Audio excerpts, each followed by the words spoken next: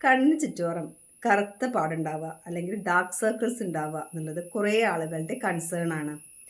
ഇത് പല കാലം കൊണ്ടുണ്ടാകും. ഹെറിഡിറ്റി അഥവാ പാരമ്പര്യം, ഏജിങ്, പ്രായം അനുസരിച്ചിട്ട് കണ്ണുകൾ കൺകുഴിയിലേക്ക് മെല്ലെ വലിഞ്ഞു തുടങ്ങും. അതിൻ്റെ ഭാഗമായിട്ട് ഷാഡോയിങ് ഉണ്ടാകും. അതുപോലെ തന്നെ വാസ്കുലാരിറ്റി, രക്തക്കുഴലുകൾ ചുറ്റോറമുണ്ട്, അതും ഷാഡോയിങ് ഉണ്ടാക്കും. സ്ട്രെസ്, ഐ സ്ട്രെയിൻ, ഉറക്കമില്ലായ്മ, അലർജി എല്ലാം തന്നെ കണ്ണുചുറ്റോറം പിഗ്മെൻറ്റേഷൻ ഉണ്ടാക്കും. സൺലൈറ്റ് എക്സ്പോഷറും ഈ ഡാർക്ക് സർക്കിളിന് ഒരു കാരണമാണ്. പുകവലിക്കുക, മദ്യപിക്കുക എന്നീ ദുശീലങ്ങളും ഡാർക്ക് സർക്കിൾസ് ഉണ്ടാക്കും. ഡാർക്ക് സർക്കിൾസ് ഉള്ളവർ നിർബന്ധമായിട്ടും HB അഥവാ രക്തക്കമ്മി നോക്കുന്ന test, RBS sugar test, thyroid function test ഇതൊക്കെ ചെയ്തിരിക്കണം. ഇതിലൊന്നും തന്നെ യാതൊരു കുഴപ്പമില്ല എന്ന് ഉറപ്പുവരുത്തണം.